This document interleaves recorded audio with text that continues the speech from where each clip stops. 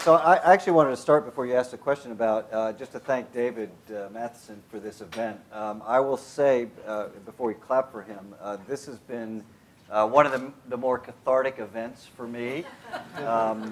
This is the only place I feel like I have real empathy. And when people are describing their jobs and what they did, I can say that I'm right there with you. So thank David for bringing us together. Yes, and I also the last thing I want to thank David about is also allowing the cocktails to happen before this thing. I think that was a good strategic move. Yeah, I know you were very concerned about that. Yeah. We might not get anybody. Everybody would go out to cocktails and they back. wouldn't come back, so I think we did it the right way. Good. I'm going to fire away because I know we only have about 20 minutes. You recently finished a complete overhaul of the USA Today site and platform with a really strong emphasis on visuals and on video.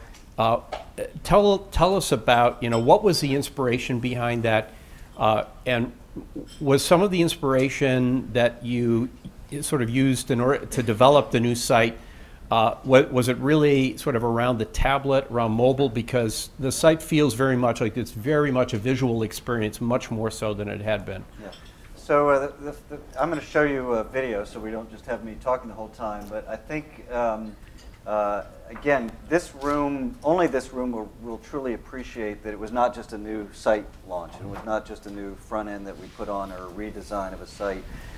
The work that was done to make this site work required a rebuild of a whole new platform. And platform means a lot of things. I've heard platform being used today all day. For us, when I say we rebuilt the platform, that means that we moved, in the last 18 months, we moved all of Gannett onto one ad server from some absurd number of 7.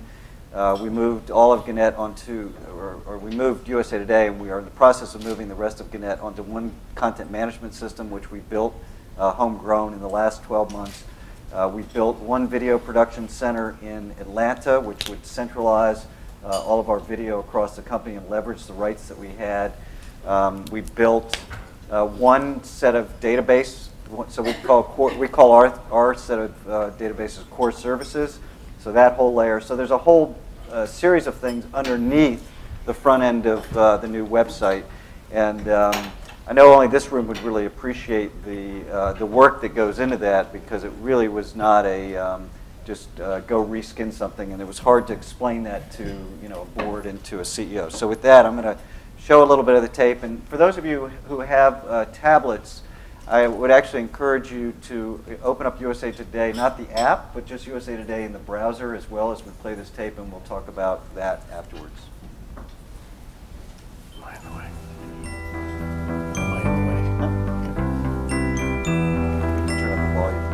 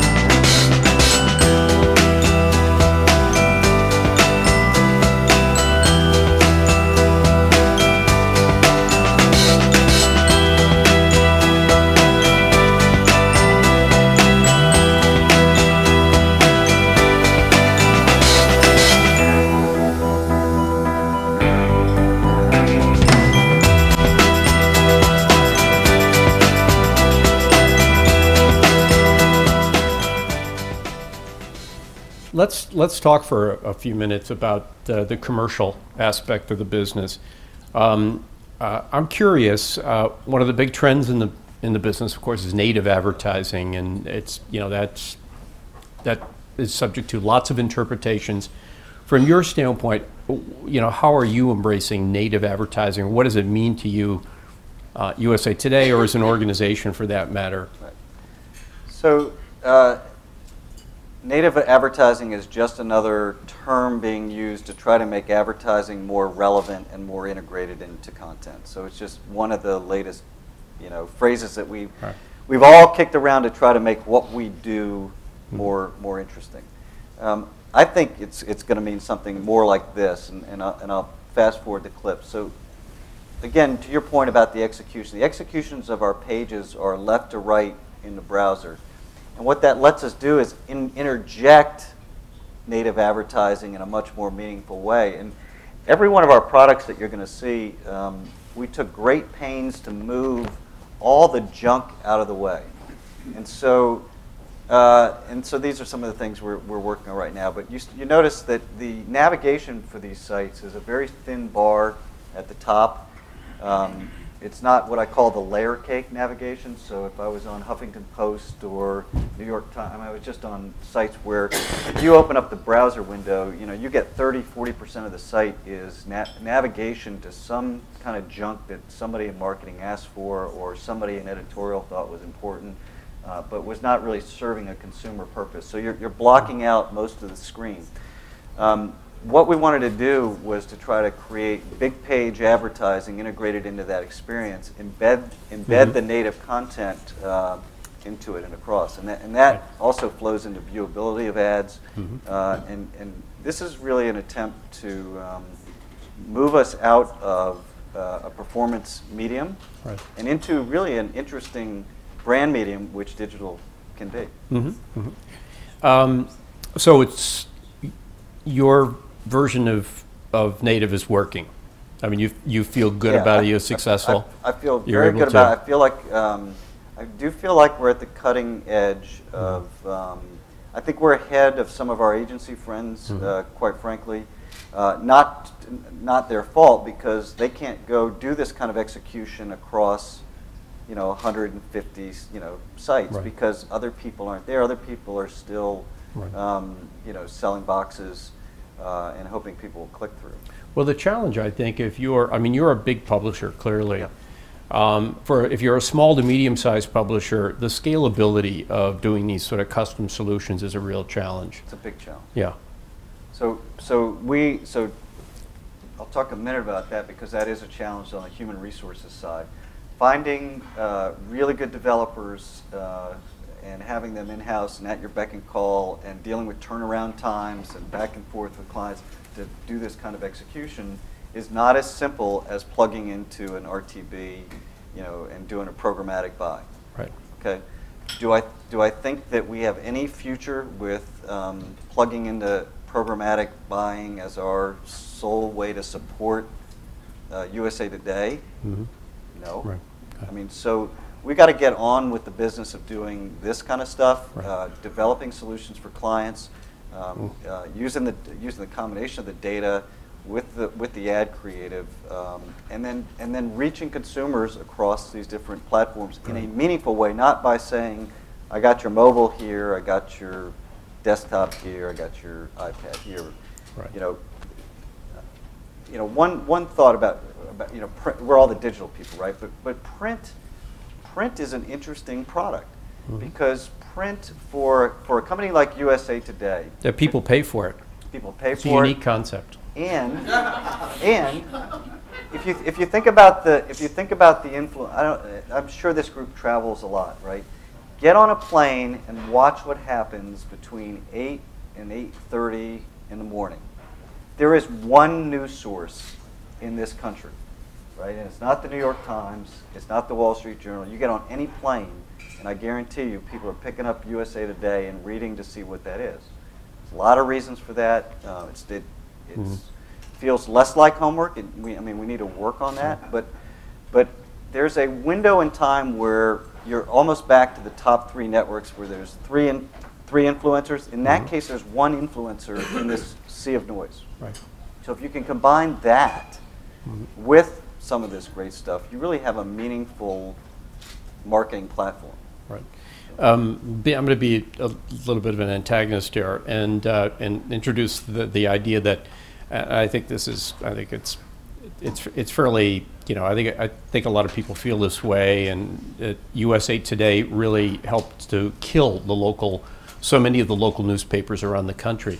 But what's interesting now is that USA Today is, unless you're a business traveler, and I don't mean this in a negative way, but USA Today, I know that there are local versions or local editions in some of the major markets, but very, very hard for a paper like USA Today to serve the local community needs, the local community interests.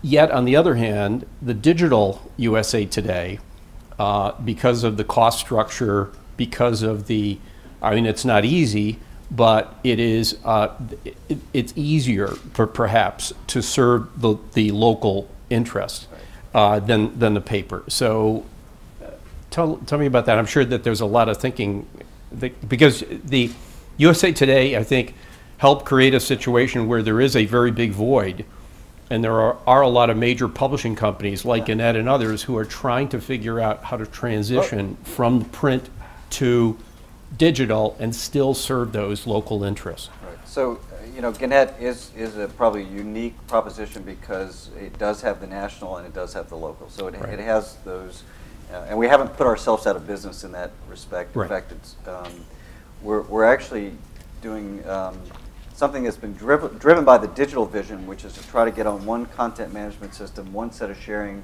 one set of video across the company, so that we now have 5,000 journalists working for a company instead of 5,000 journalists working on their own little separate part. Right. So we are bigger. We are bigger than AP, ESPN, Reuters. You can put all those together as a news organization in the United States of America. I mean, it's truly remarkable what the power of what we can be. So digitally, that's working, and then what we're looking on the print side is to figure out how do we leverage that distribution network that we have locally, and then integrate USA Today. And we'll have more to say about that, I think, down the road. Is user-generated content or blogging or whatever form that happens to be, is that in fact, do you see that as playing an important role in terms of, again, addressing more the local interest? Yeah, I mean, it's imperative. It is. It's imperative. Yeah. Okay. Another trend in the industry is viewability that I'd love you to talk about, and 3MS, which is the big initiative that the IAB is behind. What is your point of view on that? I mean, what do publishers? I mean, certainly this could turn out to be a very beneficial to publishers. Less beneficial, obviously, to ad networks and some of the exchanges that deliver a high percentage of advertising below the fold. What is your take on that, and how are you guys going to take advantage of that? We've made a public stance on this, that we want to be, we want to be viewable, and we want to have control of our environment. I'll let these slides run. I'm not going to talk to them, but when we relaunched the site, you notice that there is one ad per page on the asset pages, so we moved away quickly from the stacks of ads. We're trying to create these large canvases available for transitional units and the like. And just to share directionally, this works actually from a business standpoint. So from a economic standpoint, by taking away a lot of the clutter and the ad positions, these are the early results, and they're behind you there. But our effective CPMs are doubled in the last 3 months by doing that. So I will say that organizationally, wow, people got really nervous about moving. You mean we're going to say our ad, like someone saw our ad? Like, yeah, we're going to say somebody saw it. We're going to, you know what? We're not only going to say it, we're going to validate it, right? We're going to use third-party measurement, and we're going to go out there and create a different environment, and we're going to clean it up and try to make that work. So we did the testing with IPG. Not surprisingly, it worked in some of those slides. And so. Excellent. You and I have been around the space for a while. Relative terms, internet years. If you could reinvent or start over when you're thinking about, building a media property, a successful media property, how would you build advertising that works? Because I think that I think the industry has been struggling with this notion of, okay, I mean, what we've been doing is we've been filling, blank spaces on pages. We sort of got sucked into a trap of just replicating the print industry, and it worked for the industry for a long time. But now that we've crushed the print industry, that primarily magazines, there's no more there. Okay, there's no money. We're not going to realistically take a lot of money away from broadcast television or cable. That continues to, just explode. We've got other, major forces on the horizon that are taking money out of the market. Social, certainly video, which is an area that we can play in. Yeah. But and you saw the panel today when somebody asked, "Do you think we're going to replicate the mistakes that happen in mobile?" Yeah. And we all say, "Yeah." Mm-hmm. Yeah. Yeah.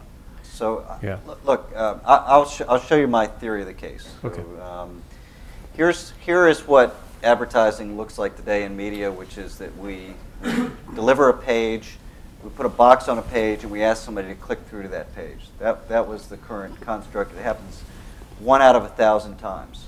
1 out of 1,000 times, and 2 out of 1,000 times, and we're really happy as a group, right? So this canvas that we're building is to try to solve for that. So instead of 2 out of 1,000 or 1 out of 1,000 people seeing that ad, now 1,000 out of 1,000 see it because we've baked it into the context. And our thought process was really simple, which was that every company now, this room is an attestament to that, every company now is a digital media company. We're not just the digital media companies. Staples is a digital media company. CBS is a digital media company. HBO is a everyone's a digital media company. They're all building out apps. They're all building out microsites. GE has Eco Imagination, etc. Their problem is they can't get anybody to come to those sites, right? They have the problem that they build something beautiful and nobody can do there. We, on the other hand, have millions of people who come every day to check out the news frequently during the day. So how do you marry those two, and how do you do it in a way that's a little more elegant?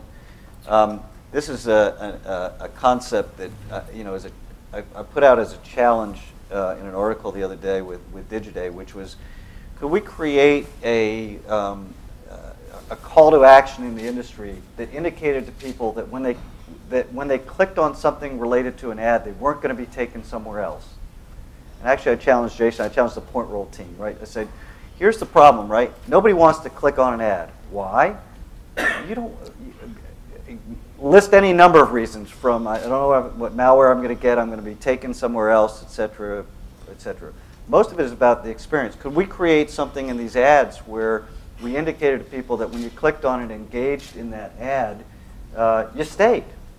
And what would that look like? This is a campaign that we just ran with Johnston and Murphy, and I'm, everything stays within the ad, right?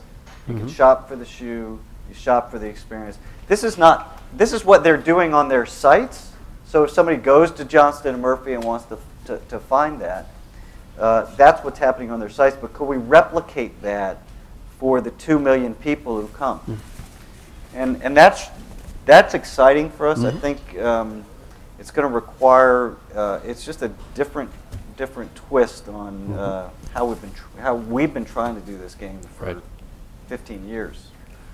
What is your point of view on this idea of actually charging at some point? I was cynical earlier when I talked about it, the novelty that, wow, charging for your product, and since very few people are able to do that, Wall Street Journal, they tie it very closely in with the subscriptions to the paper, have a very loyal audience, and by virtue of that, they sort of suppress the ultimate size. Although they do have a lot of referral traffic, but if you want to really dig into the content, you've got to pay for it if you're not a subscriber to the paper.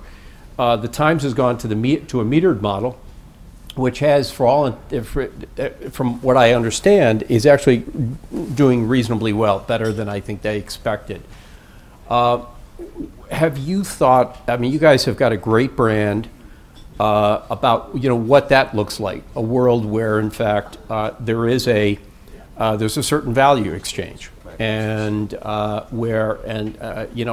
guess we're all kind of struggling with exactly what that looks like, but where you aren't solely reliant on the ups and downs of the advertising marketplace.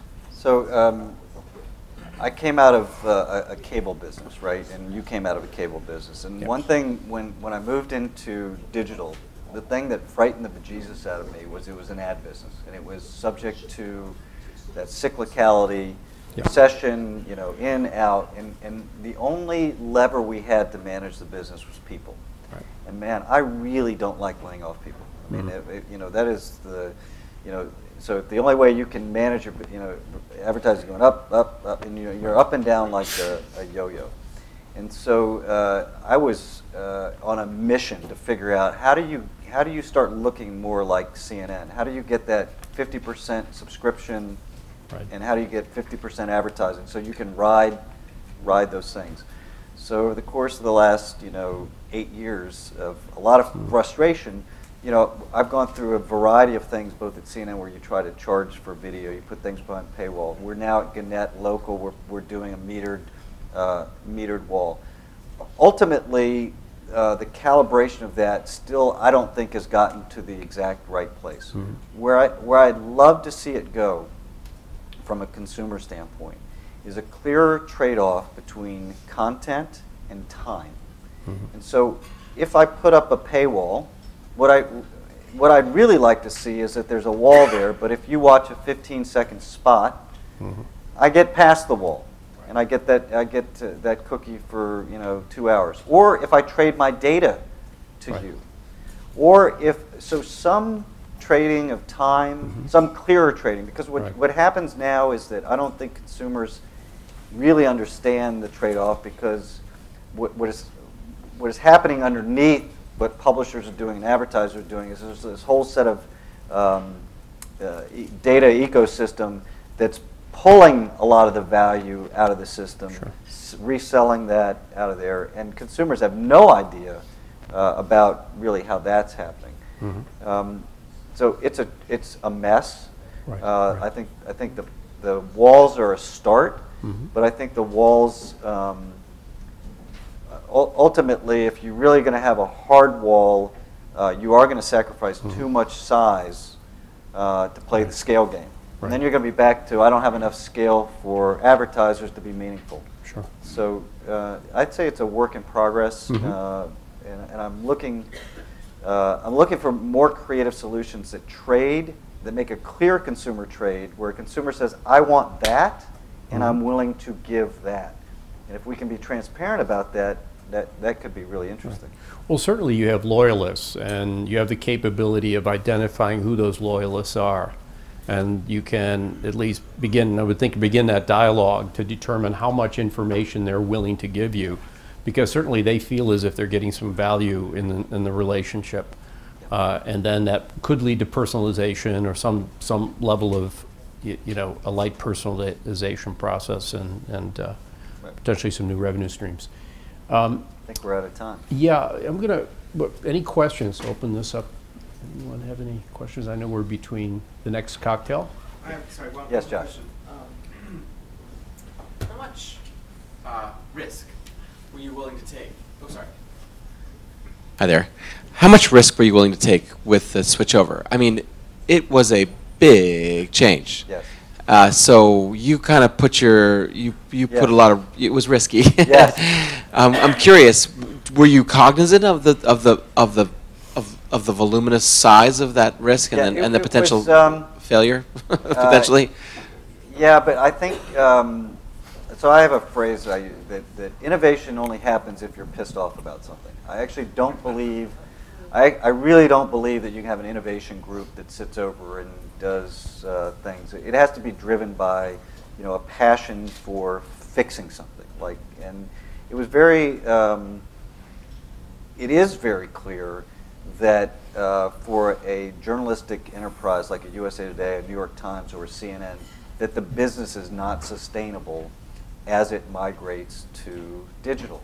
It's just that the economics are so, no matter how good we are, no matter how well we monetize, the economics don't work because the distribution model changed and the distribution monopoly changed, and it can't work. So looking at the trajectory of where we were going to go, even if we just reskin the website and put more banner ads, and there was no point of crossing that was ever going to happen.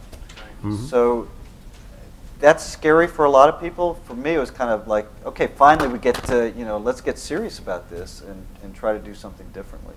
It's such a terrific, transition, and thank you. Congratulations on it. Thank you. Janet. Question on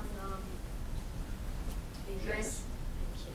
And I will say, really, bravo. It's amazing. It's beautiful work, and I know how it's radical. It looks way better than the newspaper, which is another question.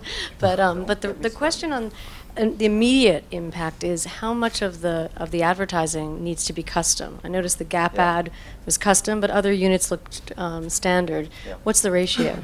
So right now, it has to be a balance, right? There's no question that we're going to have to do standard, IB ads, and so you'll see IB ads on the asset views, meaning the article pages or so forth.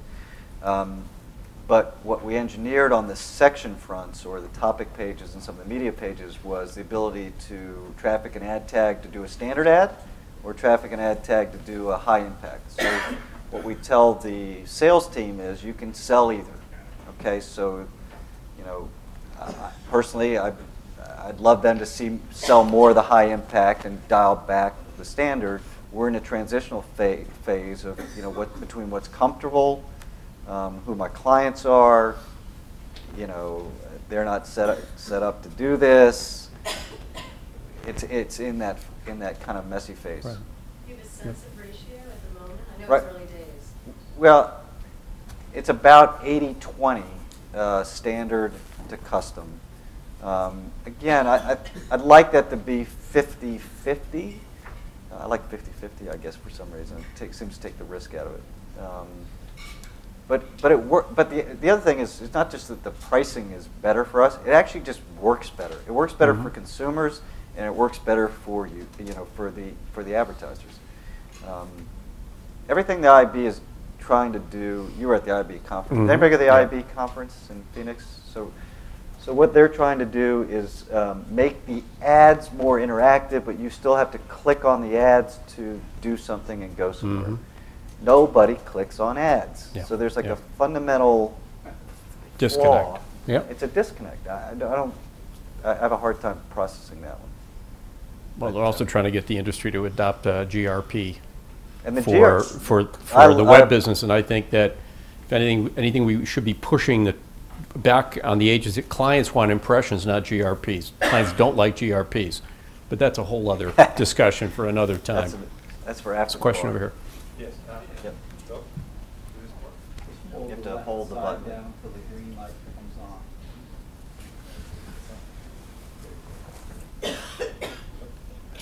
Well, we'll be able to hear you. We can hear Yeah, right, so I'll do that one. So first of all, congratulations on the work, the roster experience on the iPad. What do you think about products like Flipboard that want to take your content and mix it with the rest of the web, and then you lose the UX and you lose the placement of ads and so forth? Yeah. So first of all, I love Flipboard as a product. I think the user experience. I think all the way across the board, what he's trying to do is just phenomenal, and should be a challenge to the rest of the media industry about how to do product the right way. So I'm very complimentary to it. When we work with companies like that are aggregators and want to bring in ingested content and make it consistent, the only way we're going to do that is if we can sell into that product. So if we can sell our ads into that product, and Mike McHugh's vision for advertising is similar to this. Take the whole canvas, so you don't see on Flipboard any banner ads. You're only going to see full screen ads that are part of the natural flow of you flipping pages. So Mike and I are very simpatico about where that ad model needs to go. We sell into it. So I'm happy to push content anywhere where we can sell in and we can deliver elegant solutions. Right. Okay. David, thank you very much. Thank you. It's great.